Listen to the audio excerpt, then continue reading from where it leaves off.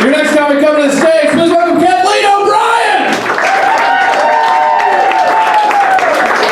Oh man, you guys, I gotta share this shit with you. This nice lady stopped me on the street, told me I had hair like the Disney princess Ariel. That's right. I'm just like the Little Mermaid. From the waist down, things are fishy. Some people say their body is a temple, right? Mine's more like a Scientology center. No one in their right mind would enter it. You guys gotta get on board because it's only getting dirtier. I'm actually dating a guy that I consider a god because the sex is divine and because no one I know believes he exists. So that's great. This girl asked my boyfriend if I was the jealous type. For the record, I'm not the jealous type. Is what I texted back from his phone while he was in the bathroom. So, thank you. I don't consider them blowjobs. I call them blow internships because I half-assed them. The entire time I'm thinking I should be getting paid for this. I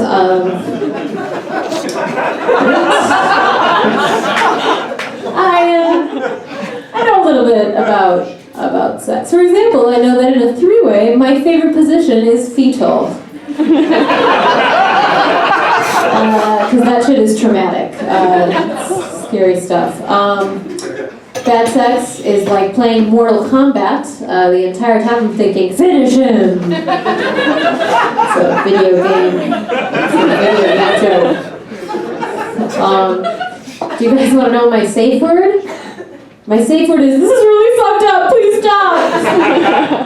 I think that's hilarious. Should you... I can't decide if this next one is too dirty. Do it. Alright. Okay, hear me out now. I think it's really fun how we call really uptight people anal. Because it's like, can you think of anything that would upset that kind of a person more?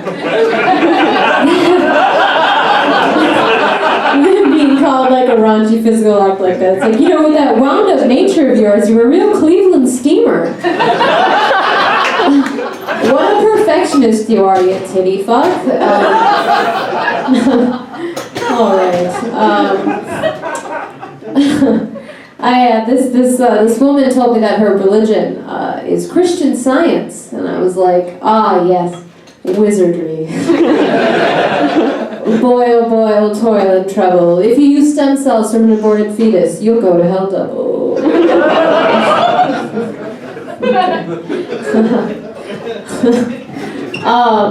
I'd like to address this, like, unrealistic standards of beauty today are such bullshit, right? Right? Yeah, I mean, if Marilyn Monroe were alive today, she wouldn't even be considered hot, which is so unfair to the elderly. They have needs too. It's fucked up. My therapist, it shouldn't surprise you that I have one. My therapist told me I should do some goal setting. So I came to our next session with a collage of Taylor Swift and her friends. She's like, what the hell? And I was like, squad goals. Good. I watched Austin Powers Goldmember the other day, just to see Beyonce fail at something for once.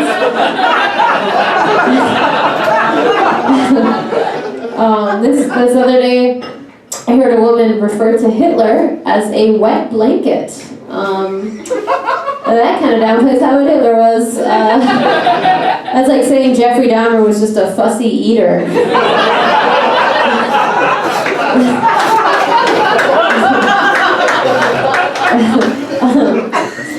Or that hit and run is a whoopsie daisy.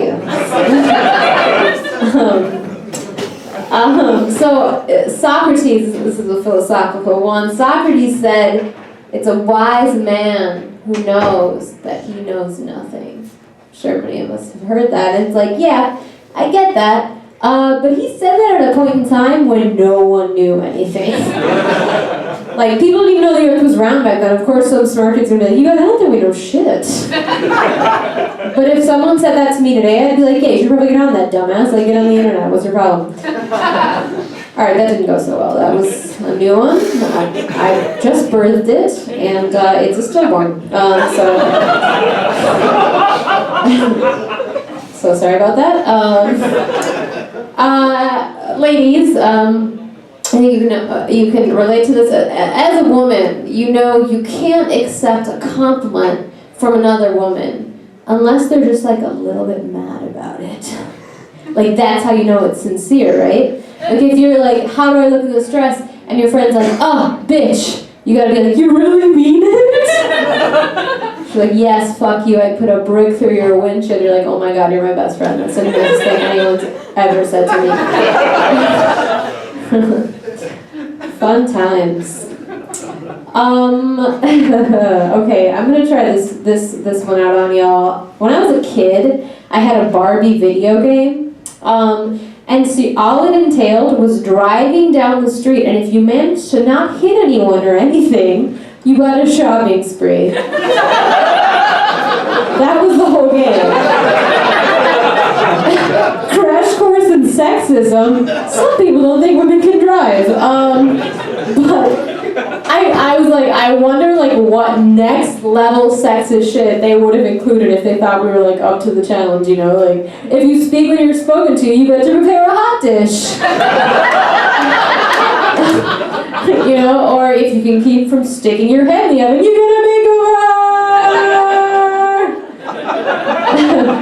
So, I used to love that movie, Breakfast at Tiffany's. It made having a sugar daddy seem so adorable.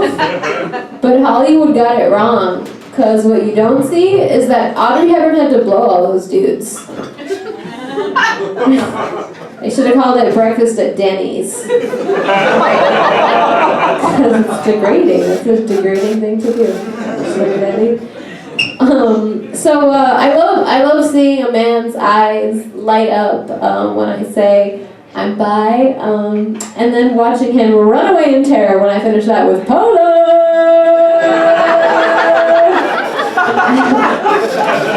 It's fun for me.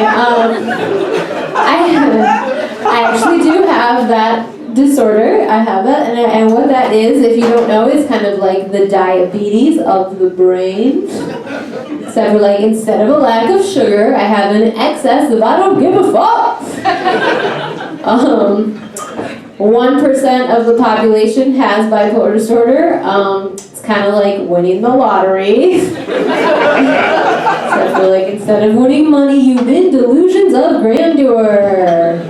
Like, what sucks about having a mental illness like that is like, it's hard to be discreet. Like, if you have a heart attack, it's not all over Facebook. If you have a manic episode, your new status becomes I am gravity. It's like either Kathleen is manic or her account has been hacked by Kanye West. He's a very egotistical man, for those of you who are not familiar with our president in 10 years.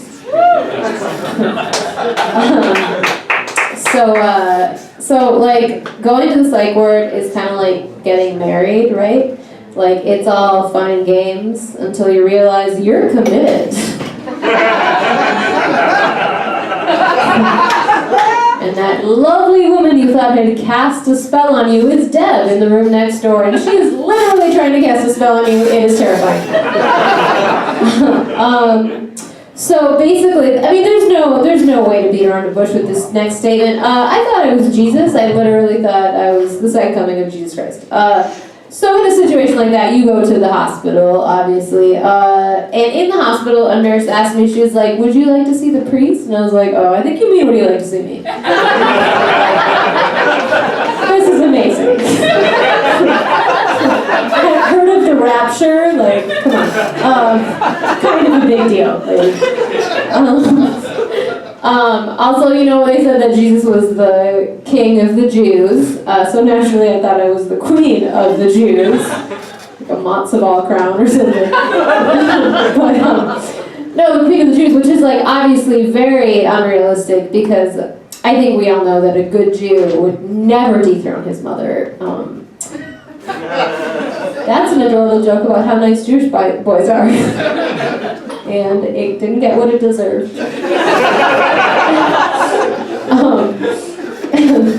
God, let me think. Oh God, I having this mental thing. I liken myself to a performance artist in that I do crazy shit that no one pays to see. Good times, great times. I'm trying to think. Oh, sometimes I think like so bipolar, the same thing is manic depression. So MD. Sometimes I think I can get away with calling myself a doctor at MD. Till people ask me what I majored in, and I'd be like theater, and then they'd know that I was crazy. So it makes no money. That's not a sound future decision. So I'm trying to think of a fun story. Oh shit! All right. I'll tell you this real quick. I'll just describe Mania 2 and then I'll get into a little story.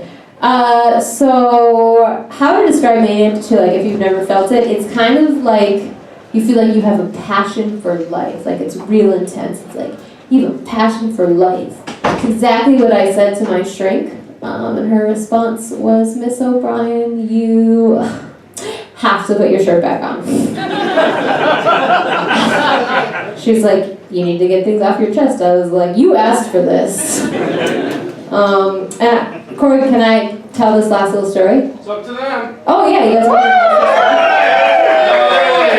to All right, so I'll just tell this real quick. So okay, the first time I was ever manic, obviously that was very traumatic, and I was real bummed out. And I told my friends, I was like, I'm never getting laid again. Nobody's ever gonna want me because I'm crazy. And that's ridiculous. We're going to a bar and we're gonna get drunk. We're talking guys, and it's gonna be great. And I was like, oh, fine. And I went, and I really sucked. I didn't want to be there. I was really sad.